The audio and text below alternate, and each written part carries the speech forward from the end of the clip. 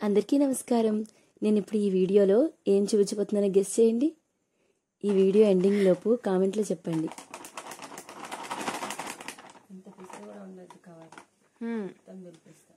ఇది కూడా వేస్ట్ అయిపోతుంది.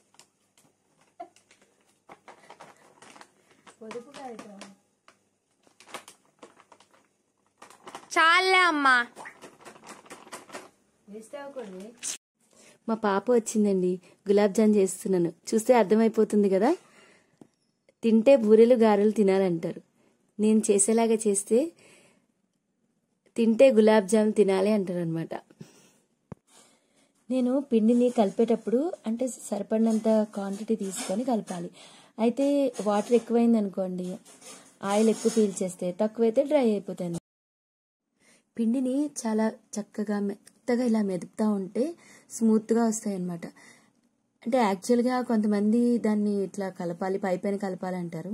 కాకపోతే నేను మాత్రం నా సీక్రెట్ అనిపిస్తుంది ఏమంటే కొంచెం బాగా మెదుపుతా అనమాట నేను.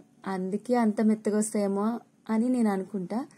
సైజ్ కూడా చాలా పెద్దగా చేస్తా. అవి చూడటానికి ఎట్లా అనిపిస్తాయి అంటే తిరుపతి లడ్డూల్లా ఉంటాయి అన్నమాట. పాకం పెట్టుకున్నా అండి. అందులో ఏమంటే బాగా ఎక్కువసేపు మరిగించడం వల్ల నీళ్ళగా ఉండకుండా చిక్కగా ఉంటుంది.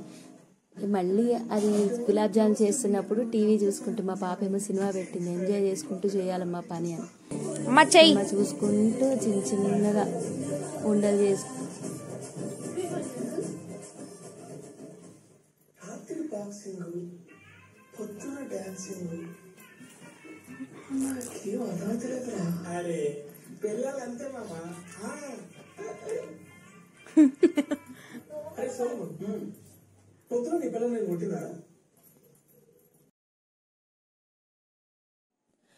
వీటిని ఈ ఉండల్ని చిన్న ఫ్లేమ్ మీద పెట్టి వేస్తే మంచిగా ఉంటాయండి. లేకపోతే ఏమవుతుందంటే లోపల ఉడకదు, బయట ఎర్రగా అయిపోతుంది హై ఫ్లేమ్ మీద పెడితే.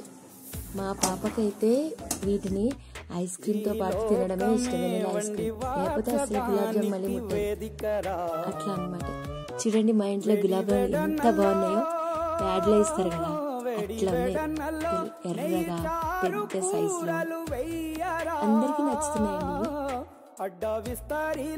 నేను ఇప్పుడు కొన్ని మీకు టిప్స్ షేర్ చేశాను కదా, వాటిని యూజ్ చేసుకుంటూ మీరు కూడా ట్రై చేయండి. మీకు కూడా చాలా బాగా వస్తాయి. ఎలా వచ్చాయో నాకు మళ్ళీ కామెంట్ చేయండి. చూడడానికి దొరికెరా ఈ జన్మమే, రుచి చూడడానికి దొరికెరా ఈ లోకమే, వండి వార్చడానికి వేదికరా.